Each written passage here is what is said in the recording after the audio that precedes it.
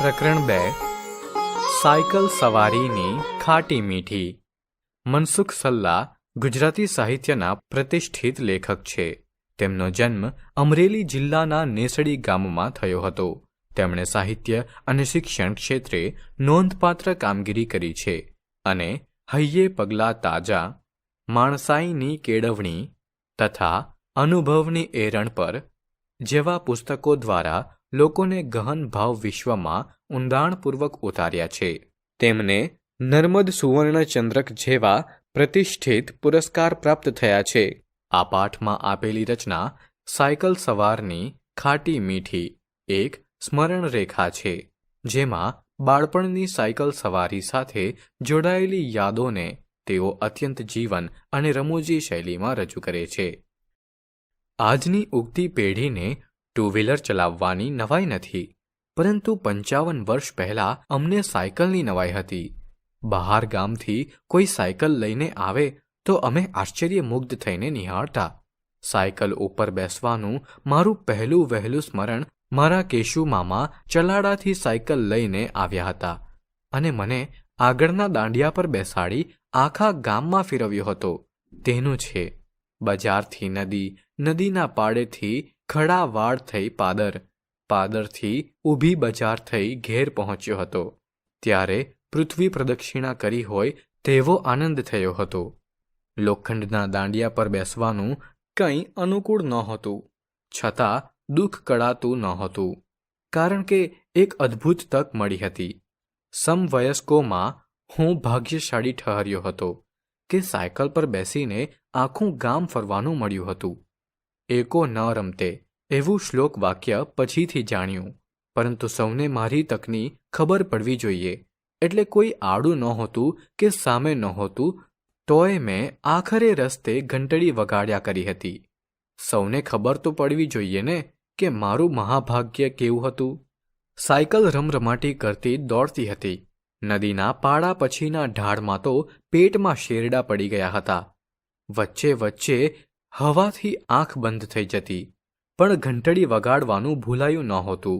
એ અનુભવ એવી ઉત્સુકતા ભર્યો અને રોમાંચક હતો કે કેશુ મામા બપોર પછી ગયા ત્યાં સુધીમાં સ્ટેન્ડ પર ઊભી કરેલી સાયકલના દાંડાને ઘંટેડીને અનેકવાર અડી લીધું હતું. પેન્ડલને અવળો આંટો ફેરવ્યો હતો. એનો આનંદ જ ઓર હતો.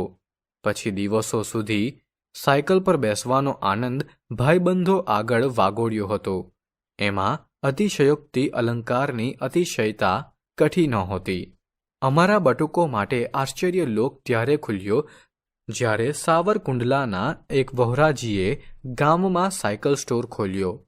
એમાં એક સાથે 10 સાયકલ મુકાઈ. આટલી બધી સાયકલ, એમાંય ગમતી મીઠાઈ જેવી 2 નાની સાયકલ હતી. એકેય સાયકલ નવી નહોતી. કુંડલામાં વપરાઈને ઉતરી ગયેલી આ સાયકલો હતી. દરેક સાયકલનું એકાદ અંગ તો ઘવાયેલું હોય જ, એટલે ચલાવતી વખતે વાત વાતમાં એને વાંકવું પડે. મોટી સાયકલો ભાડે જાય, પણ એક સાથે નહીં. નાની સાયકલો તો સવારથી સાંજ સુધી એક પળ નવરી ન પડે.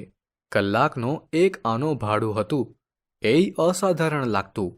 એટલે 2-3 જણ ભેગા થઈને 3 પૈસા એટલે કે અડધો આનો ભેગા કરીએ અને નામ નોંધાવી દઈએ. આગળના વારાવાળાનો અડધો કલાક અમને બહુ લાંબો લાગતો, જાણે ઘડિયાળ ધીમી ન ચાલતી હોય.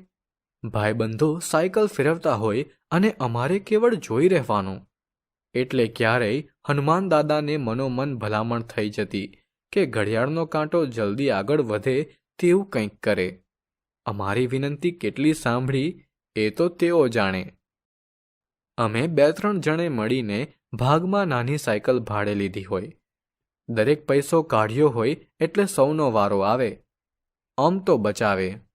સાથે જ સાયકલને ઝાલિયાનો, સાથે દોડવાનો સંતોષ મળે. નાની ઘંટડી તો સતત વાગતી હોય. સાયકલ ક્યારેક દગો દઈ દે, ભૂમિશયન કરાવી દે, પણ ઘંટડી ભાગ્યે જ બેવફા નીવડતી. એ સાચું કે ઘંટડી ન વગાડીએ તો ચાલે એમ હતું, કારણ કે સાયકલમાં કીચુડાટનો અવાજ એટલો આવતો હોય કે આસપાસવાળા ખસી જ જાય. તોય અમે ઘંટડી વગાડતા. એ જ તો મુખ્ય આનંદ હતો. સાયકલ ચલાવતા બરાબર આવડ્યું ત્યાં સુધીમાં પરાક્રમો પણ રોમાંચક છે. બધા કહે, સામે જો, હેન્ડલ ઉપર નહીં, ઘંટડી વગાડવાનું બંધ રાખ, અરે પેડલ મારવાનું ચાલુ રાખ, પણ એનો મેળ રહે નહીં. એમાંય રસ્તામાં કૂતરું બેઠું હોય એટલે મિત્રો કહે, તારવ વારવ, ત્યાં તો કૂતરું વહાલું હોય એમ એની ઉપર સાયકલ ચડી જાય. મિત્રો કૂતરું કરડવાની બીકે સીટ છોડી દે. પછી જે થવાનું હોય તે થાય જ. બીજી બાજુ કૂતરું ઉંકારો કરતું ભાગે, કાં તો સામે ઘૂરકે. કપડાં ધૂળ ધૂળ થઈ ગયા હોય એની તો નવાઈ નહોતી. બજાર વચ્ચે પડવાની હાણ ખાસી લાગે. એમ થાય કે કોઈ ન જુએ તેવી ખડાવાડમાં કે એવી બીજી જગ્યાએ બન્યું હોત તો વાંધો ન હોતો. પણ જ્યારે બેઠેલા ફિલ્મ ઉતારે તે કાંઠું લાગતું. મોરાવા જેવું થઈ જાય. તો એ કંઈ બન્યું નથી એમ સાયકલને દોરીને આઘા ચાલ્યા જવાનું. પછી ત્રણેય મિત્રો બીજાની જ ભૂલ હતી તે સાબિત કરવા માટે થાય તેટલું કરે. આખરે સાયકલ પર પાછું આરોહણ થાય. વરઘોડો આગળ ચાલે. હશે કોઈ એવું જેને સાયકલ શીખતા હાથ પગ ન છોલાયા હોય? વળી અમારું નિશાન. મિત્રો સાયકલની સીટ છોડી દે, એકલા ચલાવીએ અને સાયકલ ચાલે. પડીએ નહીં તે હતું. તેથી ક્યારેક 2 પૈસાનો મેળ કરીને સાયકલ ભાડેથી લીધી છે અને 1 કલાક સાયકલ ચલાવવાનો લહાવો લીધો છે. તેના અનુભવ પણ ભાતીગળ છે. ગામમાં આવેલી સાયકલો ખખડધજ હતી. સાવરકુંડલામાં ન ચાલે માટે નેસડીમાં આવી હતી. એટલે એક ઘટના સર્વસામાન્ય હતી. ચેન ઉતરી જવી. એકાદ ફલાંગ સાયકલ ચાલે અને ચેન ન ઉતરે એવું ભાગ્યે જ બને. સાયકલ ચલાવી હોય એટલી ચાલે, પણ ચેન સરખી કરવાનું કામ મુખ્ય રહેતું. એથી આંગળા અને કપડાં ગ્રીસવાળા થાય. પણ એની અમને પરવા નહોતી. પરંતુ બીજો ત્રાસ ભારે હતો. ગામમાં રસ્તા ધૂળિયા. ટાયર અને કાંટા વચ્ચે પુરાણી દુશ્મનાવટ. વેર વાળવા કાંટા ધૂળમાં છુપાઈને બેઠા હોય. ખચ્ચ કરતા ટાયર ઉપર હુમલો કરે અને ભોગ અમે બનીએ. દુશ્મન ક્યાં બેઠો હોય એની ખબર ન પડે. સાયકલ બાપડી થઈ જાય. તેને દોરીને અમે સાયકલ સ્ટોર સુધી પહોંચાડીએ. સાયકલવાળો હુકમ કરે એટલે તેનો જંબુરિયો સાયકલ આડી પાડી ટ્યુબ ટાયર ખોલે. જોઈએ તો ટ્યુબમાં અગાઉથી જ પંચર રિપેરિંગના 12-15 લેબલ લાગેલા હોય. તેમાં અમારાથી એકનો વધારો થાય.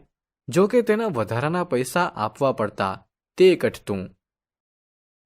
ટ્યુબમાં પંક્ચર ક્યાં છે તે જાણવા સાયકલવાળો ટ્યુબમાં હવા ભરી તગારાના પાણીમાં બોળે અને હવા નીકળતી હોય ત્યાં બડબડિયા બોલે. ભલું હોય તો પડખેથી બીજું કાણું હોય તે ચાળી ખાય એ બડબડિયા જોવાની બહુ મજા પડતી. સાયકલવાળો ટાયરમાં અંદરના ભાગે હાથ ફેરવીને કાંટો શોધી કાઢે.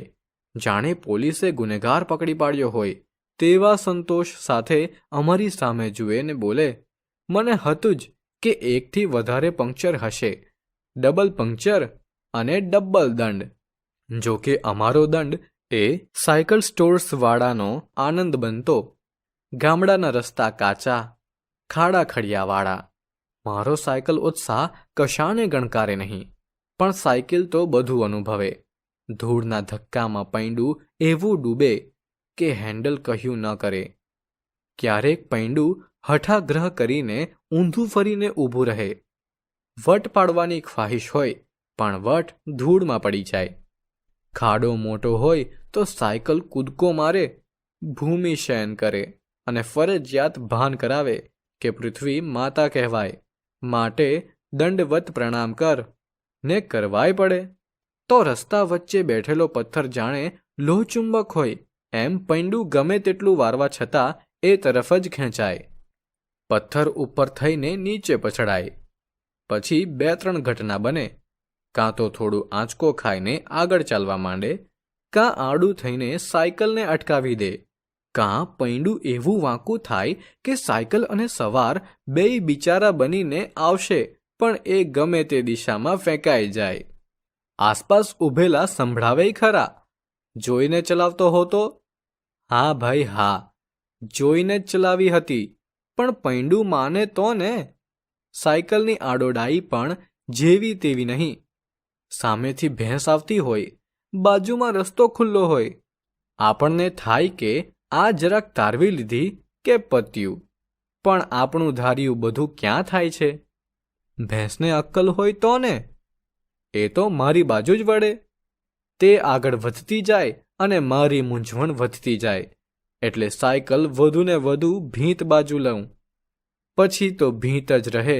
સાયકલ ધડામ કરતી ભીંત સાથે ભટકાય, હાથ પગ છોલાઈ જાય. એ સંતોષ હોય કે ચાલો ભેંસથી તો બચ્યા. પડવા કરતાંય વધુ ચિંતા હાથ પગે છોલાઈને લોહી નીકળ્યું હોય તેની થાય.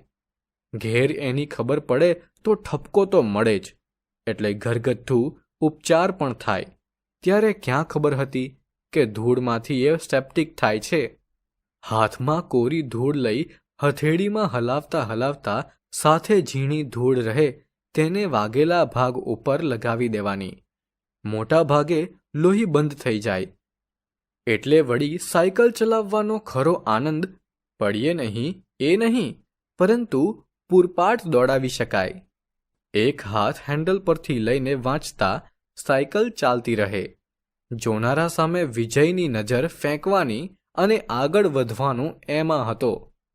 જો કે ખરું પરાક્રમ બે હાથ હેન્ડલ પરથી લઈ લીધા પછી સાયકલ ચાલતી રહે તે ગણાતું. પરંતુ નાની સાયકલમાં શક્ય નહોતું બન્યું. જરાક મોટા થયા પછી વટ પાડવાનું એક બીજું માધ્યમ હતું. જરાક મોટી સાયકલ ફાવી ગઈ, એકંદર હેઠા પડવાનું અટકી ગયું. પણ બે તો ઠીક, પાછળ કેરિયર ઉપર કોઈને બેસાડીને ચલાવીએ અને પડીએ નહીં ત્યારે થાય કે હવે ખરા. એમાંય પથ્થર ખાડા, ધૂળના ધફફાની મૂંઝવણ તો ખરી જ, પરંતુ એવા જોખમને ભરી પીવાની બેસવાની તૈયારી હોય. જો કે પાછળ બેસનારો એક ભલામણ ચોક્કસ કરે, હું કેરિયર ઉપર બેસું પછી તારે હેન્ડલ ઉપરથી હાથ નહીં લઈ લેવાનો, તો જ બેસું. આ શરત પાડવામાં પાછળ બીજા કોઈને બેસાડ્યો તો એ પડ્યો નહીં. સાયકલ ચલાવી શક્યો એનો ગર્વ એવો પ્રબળ હોય કે શરત પાડી શકાતી. જો કે ત્યારે કારણ વિનાએ ઘંટડી વગાડવાનું ચાલુ રહેતું. બીજાનું ધ્યાન ખેંચાવવું જોઈએ ને.